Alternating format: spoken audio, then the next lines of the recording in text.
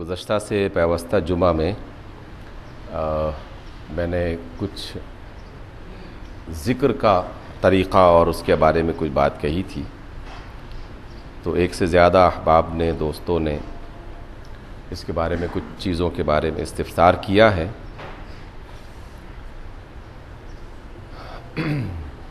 ان کی وضاحت کرنا چاہتا ہوں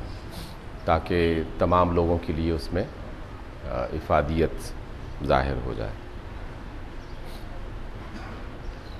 ذکر کے کلمات سب سے بہتر وہ ہیں جو رسول اللہ صلی اللہ علیہ وسلم نے ہمیں سکھائے، اور ان کلمات میں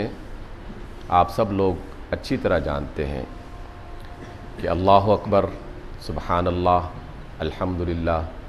سبحان اللہ و بحمدہ، سبحان اللہ العظیم،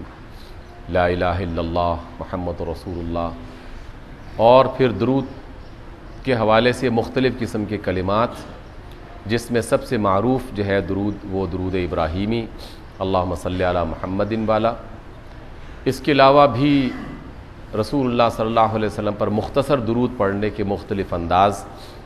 جو احادیث میں رسول اللہ صلی اللہ علیہ وسلم کے کلام سے خود ظاہر ہوتے ہیں،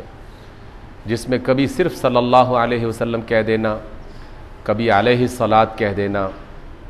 اور کبھی اللہم صلی علی سیدنا و مولانا محمد وبارک وسلم علیہ یہ کہہ دینا۔ اس طرح کے مختلف جو ہے وہ درود اور سلام بھی موجود ہیں۔ اس لیے ان تمام اچھے کلمات کو جس قدر بھی کوئی شخص پڑھ سکتا ہے، یقیناً وہ اس کے لیے مفید اور اچھا ہے۔ آپ علیہ الصلاۃ والسلام نے اللہ تعالیٰ کے پاک ناموں کا ذکر کیا اور کہا کہ اللہ کے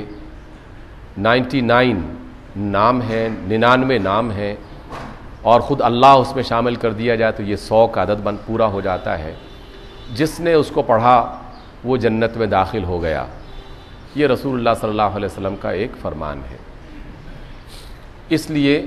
اللہ کے پاک ناموں میں سے کوئی نام اپنے وظیفے کا، اپنے ذکر کا حصہ بنانا، اور پھر رسول اللہ صلی اللہ علیہ وسلم پر درود و سلام کے حوالے سے کوئی ذکر کرنا،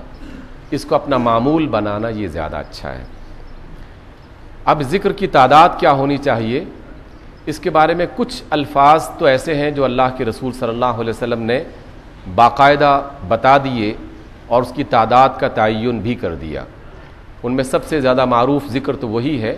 جسے ہم تسبیح فاطمہ کہتے ہیں، سبحان اللہ 33 بار، الحمدللہ 33 بار، اور اللہ اکبر 34 بار، تو یہ بھی ایک 100 کا عدد مکمل ہو جاتا ہے۔ تو تعداد کی جو مختلف صورتیں ملتی ہیں قرآن سے اور احادیث مبارکہ سے، اس میں سب سے کم تعداد 3، پھر اس کے بعد 7، پھر اس کے بعد 11، پھر اس کے بعد 33، پھر اس کے بعد 40، اور پھر اس کے بعد 100۔ یہ مختلف قسم کی تعدادیں ایسی ہیں جو آپ علیہ الصلاۃ والسلام کی مختلف روایات میں ہمیں میسر آتی ہیں، اس میں سے ملتی ہے۔ کم سے کم 3 مرتبہ تسبیح پڑھنا،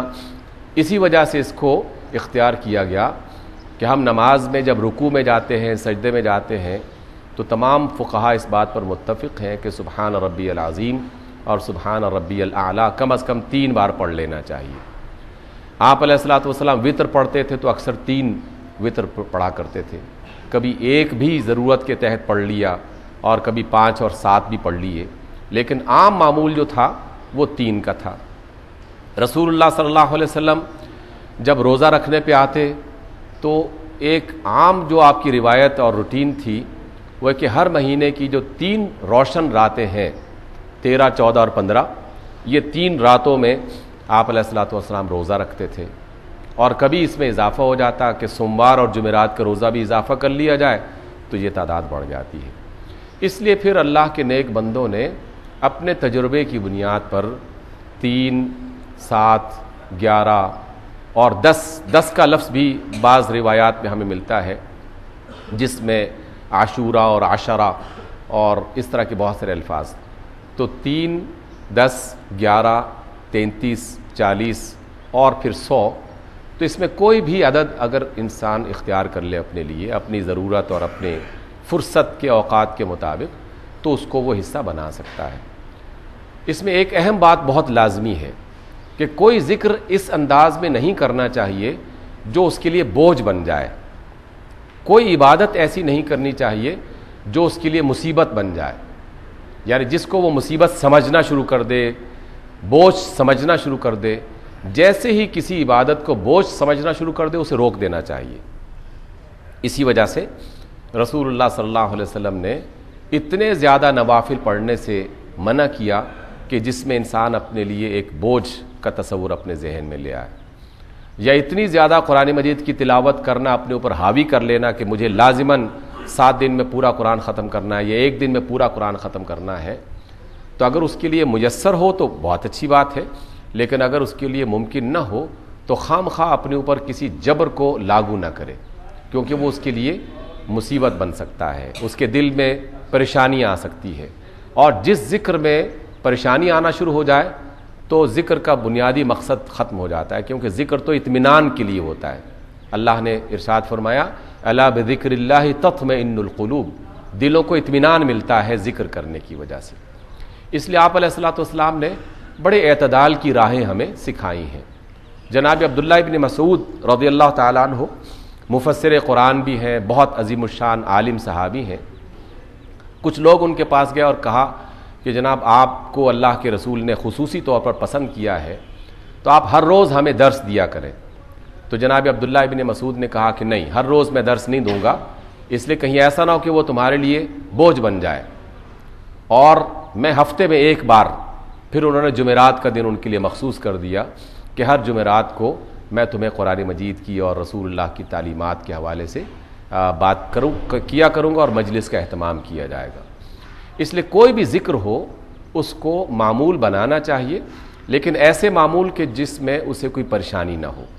اگر وہ زیادہ پڑھ سکتا ہے تو زیادہ پڑھ لے، موقع ہے چلتے پھرتے اٹھتے بیٹھتے، اور اگر کم پڑھنے کا موقع ہے تو کم پڑھ لے، لیکن توجہ کے ساتھ ان الفاظ کو جس کو وہ ذکر بنا رہا ہے اگر معانی پر غور کر لے، اس کا مطلب سمجھ جائے، تو پھر ذکر میں یقیناً، جسے کہتے ہیں اردو زبان میں 4 چاند لگ جانا کسی عمل میں، کسی کام میں، تو یقیناً ایک کیفیت بالکل بدل جاتی ہے۔ اس لیے تسبیحات ضرور پڑھی جائیں صبح شام دوپہر چلتے پھرتے اٹھتے بیٹھتے، لیکن ان تسبیحات کو سمجھ کر اور جتنا آسانی سے پڑھا جا سکتا ہو اتنا پڑھا جائے، تو اللہ رب العزت کی طرف سے یقیناً اجر عظیم ملے گا۔